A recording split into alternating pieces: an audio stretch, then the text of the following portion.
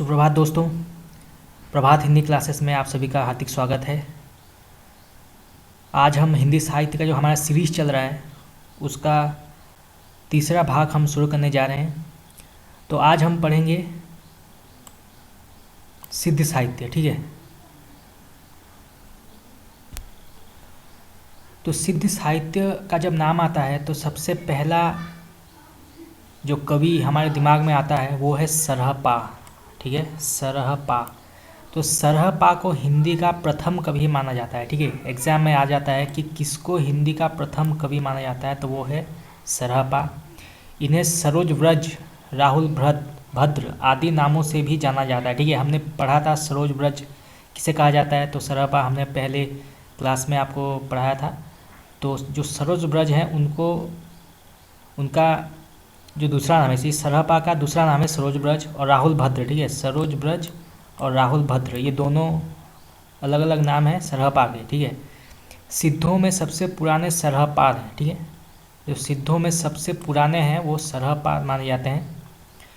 सिद्धों ने बौद्ध धर्म के वज्रयान तत्वों का प्रचार करने के लिए जो साहित्य जन भाषा में लिखा वो हिंदी के सिद्ध साहित्य की सीमा में आता है। ठीक है, जो बौद्ध धर्म, सिद्धों ने जो बौद्ध धर्म के वज्रयान तत्व का प्रचार करने के लिए जो साहित्य जन भाषा में लिखा वो हिंदी के सिद्ध साहित्य की सीमा में आता है। ठीक है, साहित्य जन भाषा। ठीक है, ये इंपॉर्टेंट है, साहित्य जन भाषा।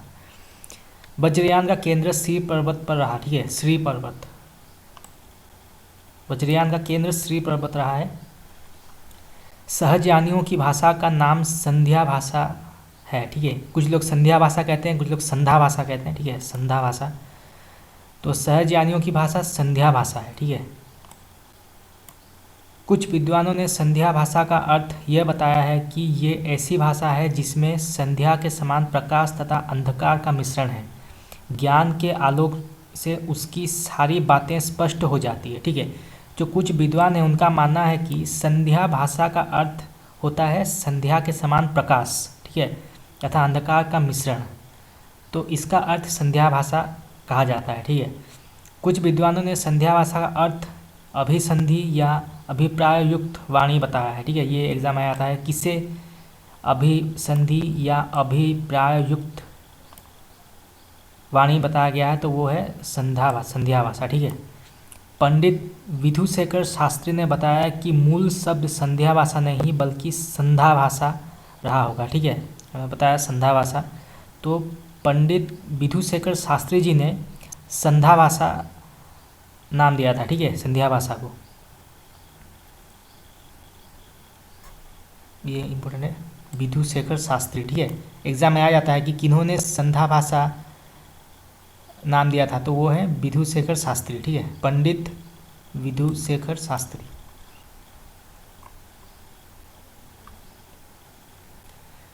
ज्योतिरीश्वर ठाकुर रचित वन रत्नाकर नामक 14वीं शताब्दी के मैथिली ग्रंथ में 84 सिद्धों के नाम दिए गए हैं। ठीक है, जो 84 सिद्ध है ना, जो 84 सिद्धों के नाम वन रत्नाकर में दिए गए हैं, जिसके लेखक हैं ज्योतिषीय ठाकुर। ठीक है, एग्जाम में आ जाता है कि वर्ण रत्नाकर के लेखक कौन है। ठीक है, मैथिली ग्रंथ में लिखा गया है वर्ण रत्नाकर 14वीं शताब्दी में। ठीक है, 14वीं शताब्दी में मैथिली भाषा में वर्ण रत्नाकर लिखा गया है। ठीक है, सहजयानियों की संध्या भाषा का प्रभाव संत कवियों पर भी पड़ा और वे उलटवासियाँ लिखने लगे। ठीक है, जो सहजयानियों की संध्या भाषा थी वो संत कवियों पर भी उसका प्रभाव पड़ा और उसे उन्होंने उलटवासियाँ। ठीक है, उलटवासियाँ कौन लिखते थे, कबीरदास भी लिखते थे। तो उलटवासियाँ लिखना उन्होंने शुरू कर दिया। ठीक है, राहुल संस्कृतायन ने सरहपाद का समय 769 ईस्वी स्थिर किया है। ठीक है, ये इंपॉर्टेंट है, 769 ईस्वी इन्होंने स्थिर किया है सरहपाद का समय। ठीक है, किन्होंने, राहुल संस्कृतायन ने। विनय तोष भट्टाचार्य ने सरहपाद का समय विश्वी संवत 690, ठीक है, 633 ईस्वी स्थिर किया है। ठीक है, किन्होंने किया है, विनय तोष भट्टाचार्य जी ने। ठीक है, सरहपाद का समय इन्होंने 633 ईस्वी स्थिर किया है। इनके लिखे 32 ग्रंथ बताए जाते हैं जिनमें दोहा कोश प्रसिद्ध है। ठीक है, सरहपाद का जो प्रसिद्ध ग्रंथ है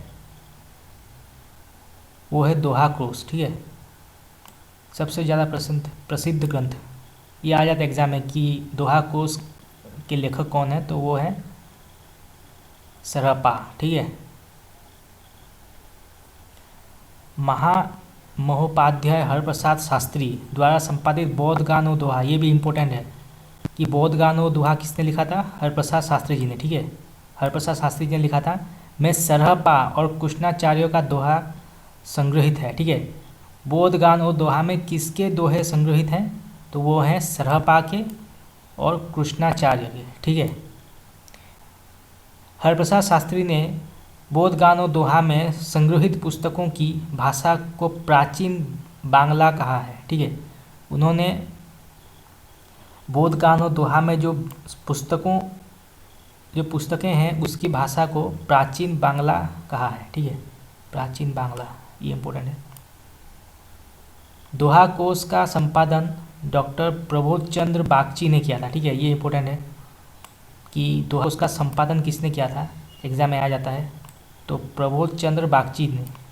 ठीक है, डॉक्टर प्रबोध चंद्र बागची ने किया था। दोहा कोश में तिलोप्पा, सरहपा, कण्हपा के दोहे संग्रहित हैं। तो एग्जाम में आ जाता है कि दोहा कोश में किन किन के दोहे संग्रहित हैं, तो वो है तिलोप्पा, सरहपा और कण्हपा। ठीक है, सरहपा की जीवन दृष्टि संक्षेप में इस प्रकार है। ठीक है, अब हम उनके जीवन दृष्टि के बारे में पढ़ेंगे। उनका जो फर्स्ट दृष्टि वो है सहज संयम। ठीक है,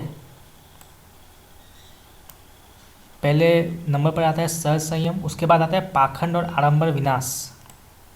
जो सिद्ध कवि होते थे या सिद्ध मुनि होते थे वो पाखंड और आडंबर विनाश चाहते थे। ठीक है, उसके बाद आता है गुरु सेवा, उसके बाद आता है सहज मार्ग। ठीक है, और उसके बाद आता है महासुख की प्राप्ति। जो अंतिम जीवन दृष्टि है वो है महासुख की प्राप्ति। तो ये इम्पोर्टेंट है, ये लाइन आप याद कर लीजिएगा। ये बच्चन सिंह ने लिखा है, आक्रोश की भाषा का पहला प्रयोग सरहपा में ही दिखाई देता है। तो ये किसने कहा है? बच्चन सिंह जी ने कहा है। एग्जाम में आ जाता है कि किस लेखक ने ये कहा है कि आक्रोश की भाषा का पहला प्रयोग सरहपा में ही दिखाई देता है, तो वो है बच्चन सिंह। ठीक है, सिद्धों की भाषा को संध्या भाषा का नाम मुनिदत्त तथा अद्वितीय ब्रज ने दिया। तो एग्ज़ाम में ये भी आ जाता है कि सिद्धों की भाषा को संध्या भाषा किन्होंने दिया, तो वो थे मुनिदत्त और अद्वैत ब्रज। ठीक है, सबरप्पा सरहपा के शिष्य तथा लुइप्पा के गुरु थे। ये भी इम्पोर्टेंट है कि सबरप्पा जो थे वो सरहपा के शिष्य थे तथा लुइप्पा के गुरु थे। ठीक है, ये इम्पोर्टेंट है। सबरों की वेशभूषा में रहने के कारण इनका नाम सबरप्पा पड़ा। सबरप्पा का नाम सबरप्पा क्यों पड़ा? क्योंकि वो सबरों के वेशभूषा में रहते थे। ठीक है, इनका जन्म क्षत्रिय कुल में सन 780 ईस्वी में हुआ। ठीक है, जो सबरप्पा का जन्म है वो क्षत्रिय कुल में हुआ, वो क्षत्रिय थे। ठीक है, और सन 780 ईस्वी में हुआ इनका जन्म। ठीक है, चर्यापद सबरप्पा का प्रसिद्ध पुस्तक है, ये इंपॉर्टेंट है। इस चर्यापद के लेखक कौन है? तो सबरप्पा थे। ठीक है, सबरप्पा इसके प्रसिद्ध पुस्तक के लेखक थे। चर्यापद एक प्रकार का गीत है जो सामान्यतः अनुष्ठानों के समय गाया जाता है। ठीक है, तो जो चर्यापद है वो एक प्रकार का गीत पुस्तक है जो सामान्यतः अनुष्ठानों के समय गाया जाता है। चर्यापद संध्या भाषा के दृष्टकूट में लिखी गई है जिनके दोहरे अर्थ होते हैं। तो किसके दोहरे अर्थ होते हैं? जो दृष्टकूट में लिखी गई है चर्यापद। ठीक है, चर्यापद। सिद्ध साहित्य में दोहा कोश की रचना परिनिष्ठित अपभ्रंश में हुई है तथा चर्यापदों की अवहट में। ठीक है, जो सिद्ध साहित्य में जो दोहा कोश है, दोहा कोश जो सरहपा जी लिखा है, उसकी रचना जो है परिनिष्ठिक अपभ्रंश में हुई तथा चर्या पद अवहट भाषा में हुई है। ठीक है, अवहट भाषा में इसे लिखा गया है। सिद्धों का दोहा और चर्यापद संत साहित्य में क्रमशः साखी और सवदी में किंचित रूपांतरित हो गया। ठीक है, जो सिद्धों का दोहा और चर्यापद जो है वो संत साहित्य में साखी और सवदी कौन लिखते थे, कबीर, में किंचित रूपांतरित हो गया। ठीक है, लुइपा का जन्म राजा धर्मपाल के शासनकाल में सन 773 ईस्वी में एक कायस्थ परिवार में हुआ था। ठीक है, अब लुइपा आ गए हैं, पहले हमने सरहपा पढ़ा, फिर सबरप्पा, अब लुइपा। ठीक है, तो लुइपा का जो जन्म है वो कायस्थ परिवार में हुआ था धर्मपाल के शासनकाल में। ठीक है, धर्मपाल, राजा धर्मपाल के शासनकाल में। एग्जाम में आता है कि किसके शासनकाल में लुइपा का जन्म हुआ, तो राजा धर्मपाल के। ठीक है, लुइपा सबरप्पा के शिष्य थे। ठीक है, लुइपा जो थे वो सबरप्पा के शिष्य थे, ये इंपॉर्टेंट है।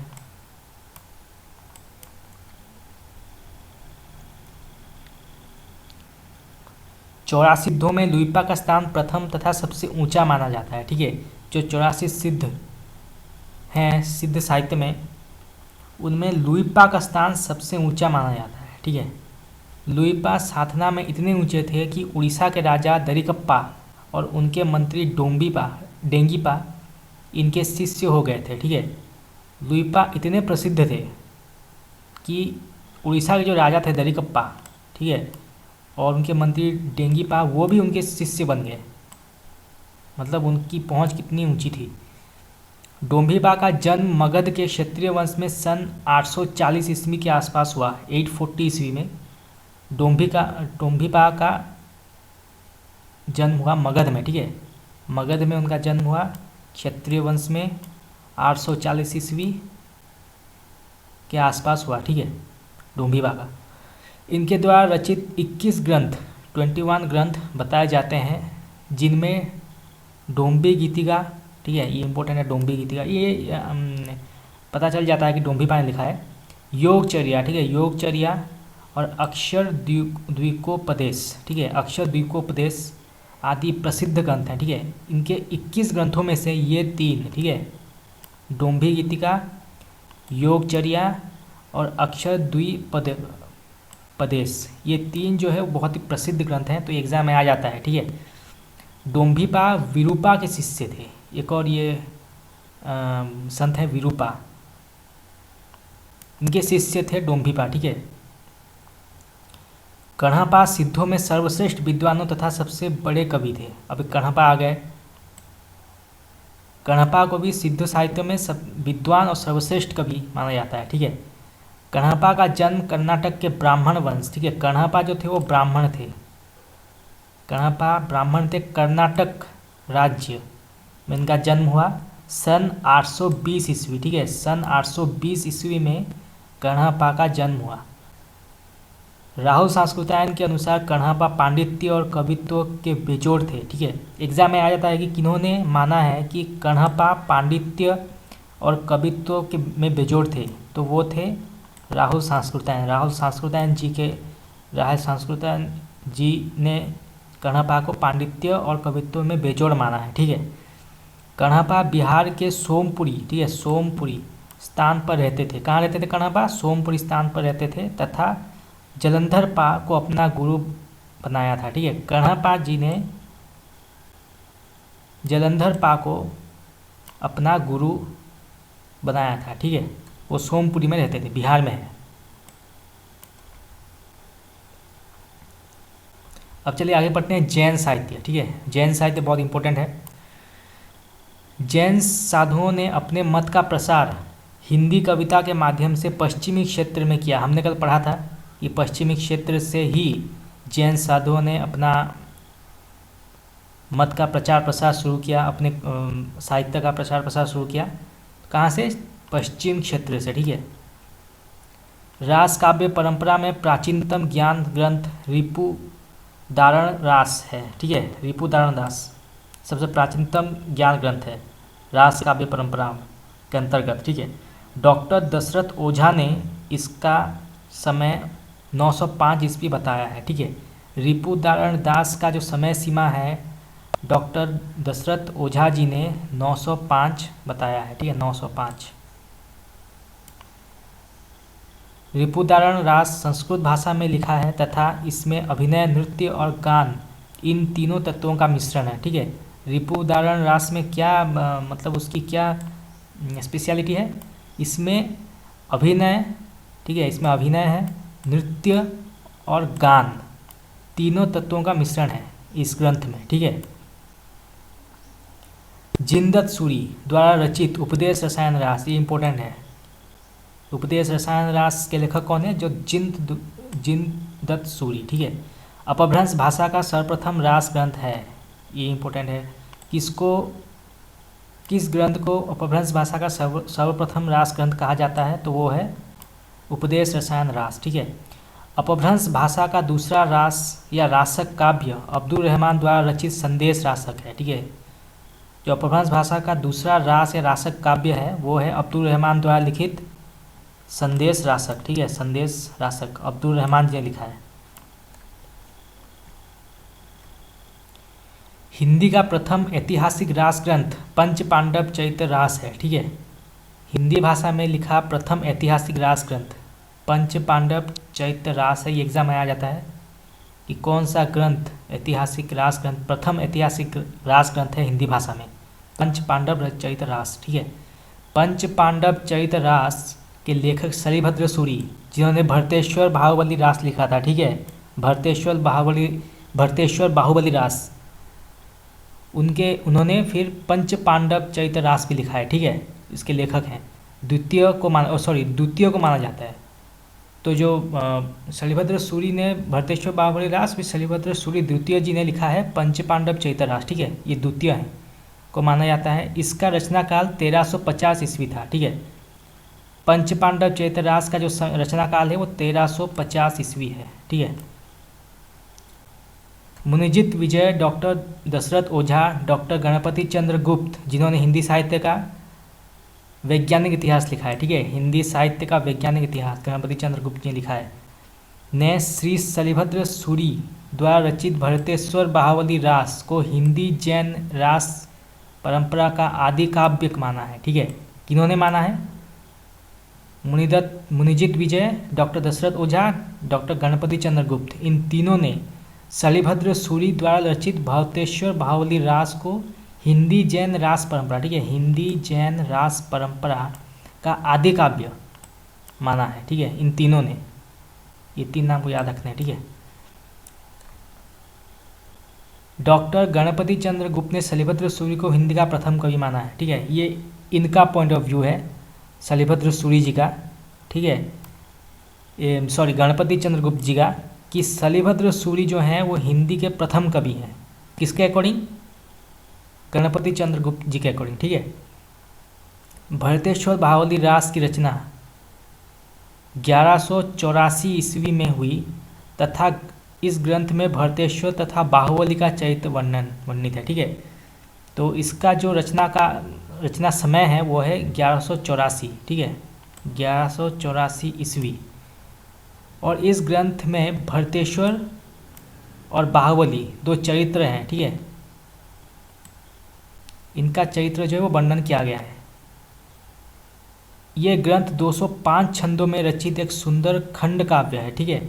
तो भरतेश्वर बाहुबली रास ये एक खंड काव्य है, ठीक है, खंड काव्य। एग्जाम में आ जाता है कि भरतेश्वर बाहुबली रास कौन सा ग्रंथ, कौन सा काव्य है, तो वह खंड काव्य, ठीक है। इसमें कितने छंद हैं, 205 छंद, ठीक है, 205।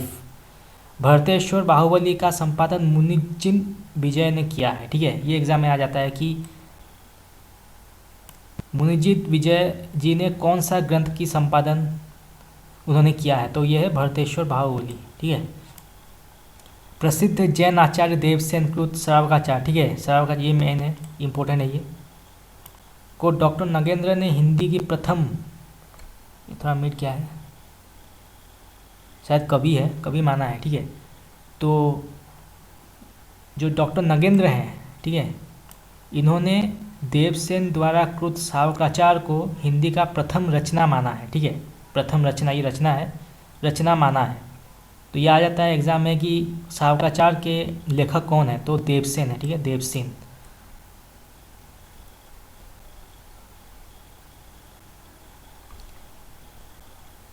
देवसेन ने सन 1933 ईस्वी में शावकाचार की रचना की। ठीक है, इसका जो समय सीमा है यह है 1933 ईस्वी। ठीक है, शावकाचार का 1933 ईस्वी में इसकी रचना की गई।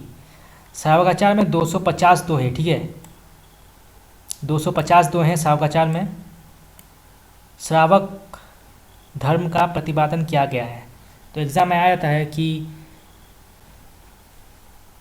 शावकाचार में किस किस धर्म का प्रतिपादन किया गया है, तो वो है श्रावक धर्म। ठीक है, श्रावक धर्म।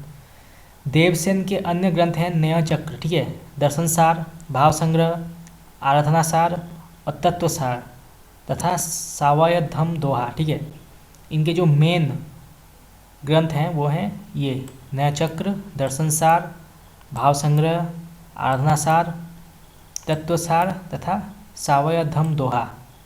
ठीक है, इन ग्रंथों में इनका नय चक्र बहुत प्रसिद्ध है। ठीक है, ये इंपॉर्टेंट है नय चक्र। तो नय चक्र जो है वो बहुत प्रसिद्ध है देवसेन जी का। देवसेन के नय चक्र को लघु नय चक्र का नाम भी दिया गया है। ठीक है, इस नय चक्र का दूसरा नाम है लघु नय चक्र। ठीक है, लघु नय चक्र।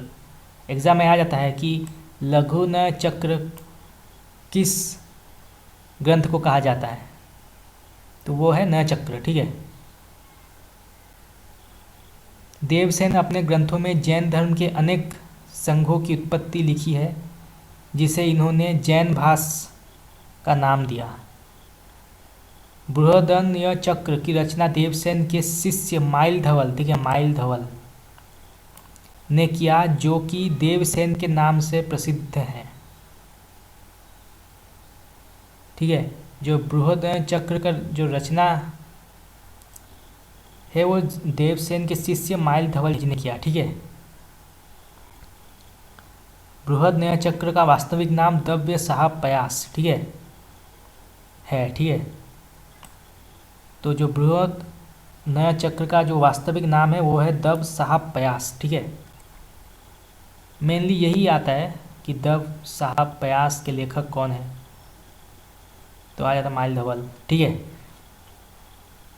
पहले ये ग्रंथ दोहा बंध में था, किंतु बाद में किसी शुभंकर के कहने से प्राकृत में गाथा बंध कर दिया।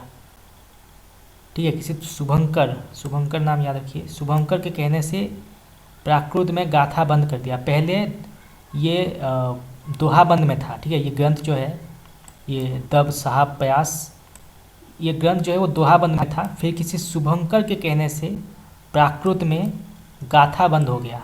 तो पहले दोहा बंद था, फिर गाथा बंद हो गया। ठीक है,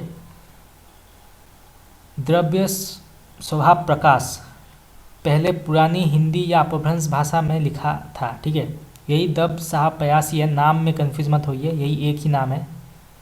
तो दव साहब पयास पहले पुरानी हिंदी, तो इसको पहले पुरानी हिंदी में लिखा गया था, जिसे अपभ्रंश भाषा भी कहते हैं, में लिखा गया था पहले। दव साहब पयास अब प्राकृत भाषा में मिलता है। ठीक है, ये अब चेंज हो गया है, अब इसको प्राकृत भाषा में हम पढ़ते हैं, ये प्राकृत भाषा में लिखा गया है। ठीक है, अब इसको चेंज कर दिया गया है। दव साहब पयास माइलधवल की रचना है। देखिए हम पहले पढ़ा था ऊपर, ये किसने लिखा है, दव साहब पयास, तो माइलधवल। ठीक है, दव साहब पयास माइलधवल जी ने लिखा है। ठीक है, शैलभद्र सूरि के बुद्धिरास नामक ग्रंथ का संग्रह उनके शिष्य सीवी ने किया था। ठीक है, सीवी, ये नाम याद रखिए, सीवी। जो बुद्धिरास है, जो शैलभद्र सूरि जी ने लिखा था, इसका जो संग्रह है ये सीवी ने किया था, जो कि शैलभद्र सूरि के शिष्य थे। ठीक है, आशुग नामक कवि ने जालोर में लगभग 1200 ईस्वी के आसपास 35 छंदों का एक लघु खंड काव्य चंदन वाला रास नाम से लिखा। ठीक है, तो ये क्वेश्चन इंपॉर्टेंट है कि चंदन वाला रास के लेखक कौन है, तो वो है आशुगु। ठीक है, ये आशुग, चंदन वाला रास के लेखक आशुग हैं। ठीक है, जो कि 1200 ईस्वी में लिखा गया जालोर में। जालोर में लिखा 1200 ईस्वी में, जिसमें 35 छंद हैं। ठीक है, ये इंपॉर्टेंट है, 35 छंद। आशुग ने जीवदया रास नामक एक अन्य ग्रंथ की भी रचना की। ठीक है, तो आशुग ने ना ही सिर्फ, ठीक है, चंदनवाला रास की रचना ही नहीं की, बल्कि जीवदया रास भी लिखा। ठीक है, जीवदया रास की भी रचना की है अशोक जी ने। ठीक है, जीन धर्म सूरी ने 1209 ईस्वी में स्थूलीभद्र रास की रचना की। ये इंपॉर्टेंट है, स्थूलीभद्र रास जी की रचना किसने की? जीन धर्म सूरी जी ने। ठीक है, 1209 में लिखा। स्थूलीभद्र रास में रचयिता का नाम जीर्णधाम मिलता है, जो जीन धर्म का ही पर्याय समझा जाता है। ठीक है, तो जो स्थूलीभद्र रास है, इसके जो रचयिता का नाम लिखा गया है वो जीर्णधाम लिखा गया है। ठीक है, जीन धर्म नहीं, पर असल में इसे जीन धर्म ही समझा जाता है। ठीक है, विजयसेन सूरी ने रेवंतगिरी रास की रचना 1231 ईस्वी के आसपास किया। ठीक है, तो जो विजयसेन सूरी थे, इन्होंने रेवंतगिरी रास की रचना की। ठीक है, कब की? 1239। ठीक है, 1239 ईस्वी के आसपास इन्होंने की। रेवंतगिरी रास में जैन तीर्थ रेवंतगिरी तथा तीर्थंकर नेमिनाथ, ठीक है, ये इंपॉर्टेंट है,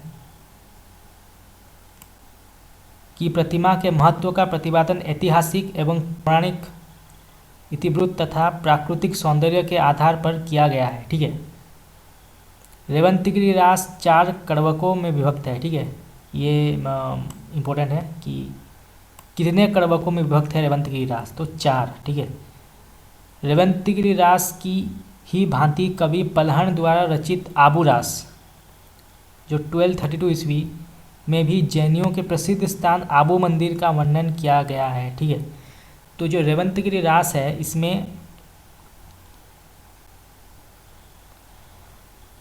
इसी की भांति एक और ग्रंथ आबू रास लिखा गया, जो पलहन जी ने लिखा। ठीक है, पलहन जी ने लिखा आबू रास। कब लिखा? 1232 ईस्वी, जिसमें जैनों का प्रसिद्ध स्थान आबू मंदिर का वर्णन किया गया है। ठीक है, मुनि सुमति गणी ने नेमिनाथ रास में जैन तीर्थंकर नेमिनाथ के चरित्र का वर्णन अत्यंत संक्षेप में किया है। तो मुनि सुमित गणी जो थे, उन्होंने नेमिनाथ रास में जैन तीर्थंकर नेमिनाथ, ठीक है, के चरित्र का वर्णन अत्यंत संक्षेप में किया है। तो नेमिनाथ रास में जैन तीर्थंकर नेमिनाथ का वर्णन किया गया। ठीक है, ये क्वेश्चन आ जाता है कि नेमिनाथ रास में किस तीर्थंकर का वर्णन किया गया है, तो वो है नेमिनाथ। किन्होंने किया है? मुनि सुमति गणी ने। ठीक है, मुनि सुमति गणी। नेमिनाथ रास की रचना 1213 ईस्वी में हुई। इसमें 58 छंद है। ठीक है, 58 छंद है नेमिनाथ रास में। कब इसकी रचना की गई? 1213 ईस्वी। चौपाई छंद में 12 मासा का वर्णन विनयचंद सूरी द्वारा रचित नेमिनाथ चौपाई से माना जाता है। ये भी इम्पोर्टेंट है कि नेमिनाथ चौपाई की रचना किसने की? विनयचंद्र सूरी। ठीक है, जितने भी सूरी है ना, ये सारे जैन साहित्य के हैं। ठीक है, मेनली। तो ये जो नेमिनाथ चौपाई है,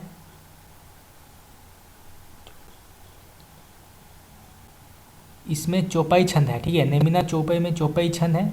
12 मासा का वर्णन किया गया है। ठीक है, 12 मासा का, ये इम्पोर्टेंट है, 12 मासा का वर्णन नेमिनाथ चौपाई में किया गया है। विनयचंद सूरी की अन्य रचना मल्लीनाथ महाकाव्य, पार्श्वनाथ चरित, कल्प निरुवत, उभयसमाला, कहाण्य छपय आदि है। ठीक है, ये सारे जो हैं वो जैन ग्रंथ हैं। थोड़े डिफिकल्ट नाम है, पर आपको याद करने हैं, इनमें से कोई भी आ सकता है। तो ये चारों ग्रंथ के लेखक हैं विनयचंद सूरी। ठीक है, तो ये जैन रास परंपरा के जो कवि हैं और उनके काव्य ये मैं आपको एमसीक्यू में करा दूंगा, जो रविवार को मैं लाने वाला हूँ, तो ये एमसीक्यू में हो जाएगा। फिर भी थोड़ा सा पढ़ा देते हैं। तो प्रज्ञा तिलक, इन्होंने कच्छुली रास लिखा था, ठीक है, कच्छुली रास कब लिखा था? 1306 ईस्वी में। 1306 ईस्वी में कच्छुली रास लिखा गया था, जिसके लेखक है प्रज्ञा तिलक, ठीक है।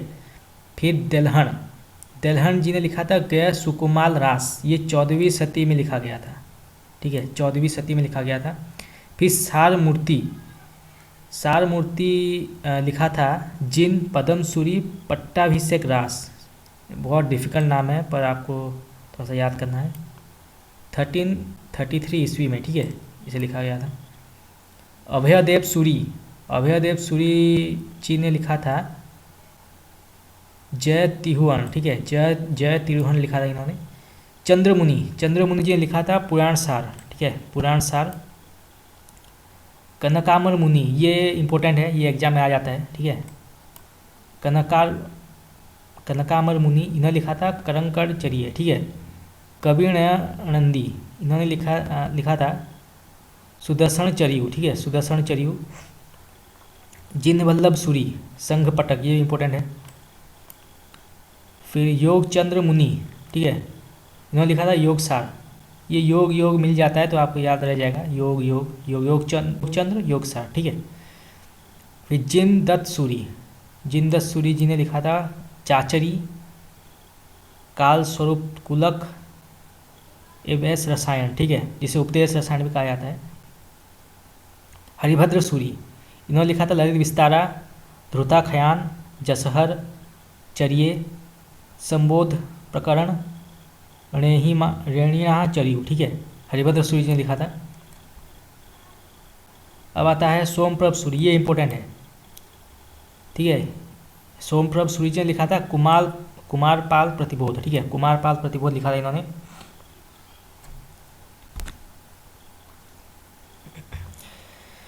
फिर आता है जिन पदम सूरी, इन्होंने लिखा था स्तुलिभद्र फागु, ये भी इंपॉर्टेंट है।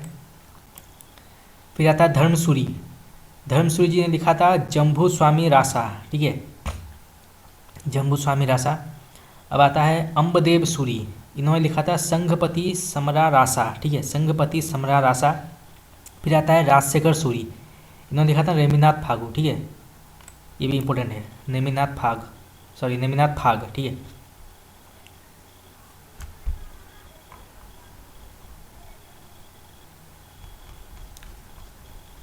चलिए अब देखते हैं फागु काव्य, ठीक है, फागु काव्य। आदिकाल की रास परंपरा की ही भांति फागु काव्य परंपरा भी जैन कवियों की महत्वपूर्ण उपलब्धि है। तो जो फागु काव्य परंपरा है ये जैन कवियों से शुरू हुआ, ठीक है, जैन कवियों ने शुरू किया, ये उनकी बहुत महत्वपूर्ण उपलब्धि है, ठीक है, बहुत बड़ी अचीवमेंट है उनके लिए।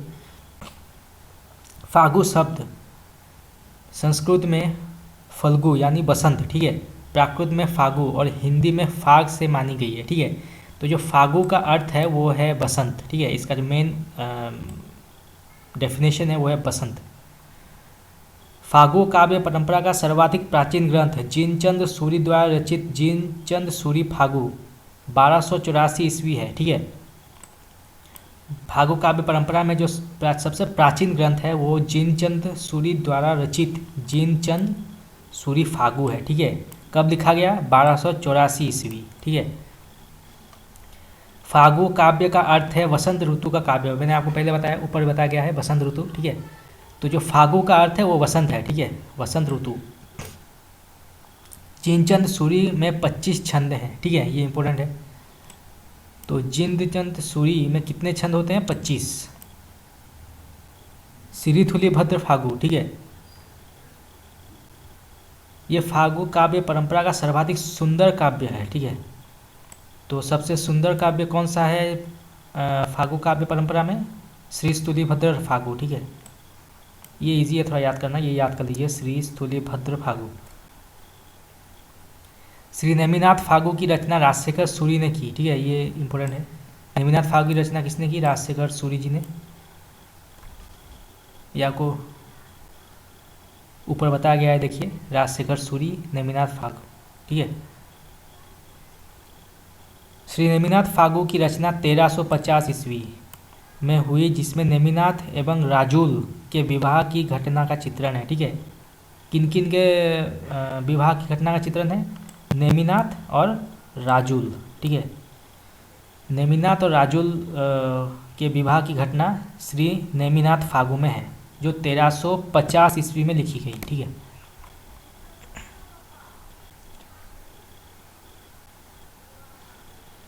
वसंत विलास फागु संज्ञक अनेक रचनाएं मिलती हैं, जिनमें से एक 14वीं शती की तथा दूसरी 16वीं शती की है। ठीक है, जो वसंत विलास फागु है, इससे जुड़ी अनेक रचनाएं मिलती हैं, जिनमें से एक 14वीं शती की तथा दूसरी 16वीं शती की है। ठीक है, डॉक्टर माता प्रसाद गुप्त ने परिश्रम पूर्वक वसंत विलास फागु का संपादन किया तथा इसका समय 13वीं शताब्दी बताया। ठीक है, तो ये इम्पोर्टेंट है कि किन्होंने वसंत विलास फागु का संपादन किया, तो वो थे डॉक्टर माता प्रसाद गुप्त। ठीक है, इसका समय सीमा कब है? 13वीं शताब्दी में। 13वीं शताब्दी में इसका संपादन किया गया वसंत विलास फागु का। ठीक है, वसंत विलास फागु 84 छंदों में रचित एक श्रृंगारिक काव्य है। तो जो वसंत विलास फागु है, ये एक श्रृंगारिक काव्य है। पूछा जाता है एग्जाम में कि ये कौन सा काव्य है, तो श्रृंगारिक, और 84 छंद हैं इसमें। ठीक है, 84 छंद हैं वसंत विलास फागु में, जिसमें वसंत और स्त्रियों पर उसके विलासपूर्ण प्रभाव का मनोहारी चित्रण है। ठीक है, तो पूछा जाता है कि श्रृंगारिक वसंत विलास फागु की विशेषता क्या है। ठीक है, विशेषता बारे में पूछा जाता है तो इसमें वसंत, ठीक है, वसंत ऋतु और स्त्रियों के विलासपूर्ण प्रभाव का मनोहारी चित्रण दिखा गया है। तो वसंत ऋतु जब आता है तो किस प्रकार विलासपूर्ण प्रभाव पड़ता है स्त्रियों पर, तो उसका चित्रण किया गया है। ठीक है, तो दोस्तों आज के लिए इतना ही। आज का जो थर्ड पार्ट है यहाँ पे समाप्त होता है। कल हम पढ़ेंगे नाथ साहित्य। ठीक है, बहुत ही इम्पोर्टेंट साहित्य है ये, नाथ साहित्य। तो अगर आप लोगों को अच्छा लगा वीडियो तो सब्सक्राइब कीजिए, और टेलीग्राम चैनल जो मेरा डिस्क्रिप्शन, इस चैनल के डिस्क्रिप्शन की वहाँ पे जाकर आप जुड़ सकते हैं, ताकि आपको लेटेस्ट अपडेट इन्फॉर्मेशन मिलती रहे। और याद रखिएगा इस संडे को, ना ही सिर्फ इस संडे को बल्कि हर संडे को मैं 100 MCQs लाने वाला हूँ हिंदी साहित्य से जुड़ा। ठीक है, 100 MCQs जो आपके एग्ज़ाम के पॉइंट ऑफ व्यू बहुत ज़्यादा ज़रूरी है। एग्ज़ाम में पूछे जाते हैं ऐसे सवाल, तो आपको जुड़ना है। ठीक है, रविवार को MCQs मैं ला रहा हूँ, हर रविवार को मैं MCQs लाऊंगा। ठीक है, ना ही सिर्फ हिंदी साहित्य से जुड़ा बल्कि पर भारतीय काव्यशास्त्र, पाश्चात्य काव्यशास्त्र, हिंदी ग्रामर और भी बहुत सारे जो टॉपिक्स हैं वो सारे हम कवर करेंगे MCQs में। ठीक है, तो आज के लिए इतना ही। कल मैं 4th पार्ट लेके आऊँगा, जिसमें नाथ साहित्य हम पढ़ेंगे। ठीक है, तो बहुत धन्यवाद, बहुत बहुत धन्यवाद।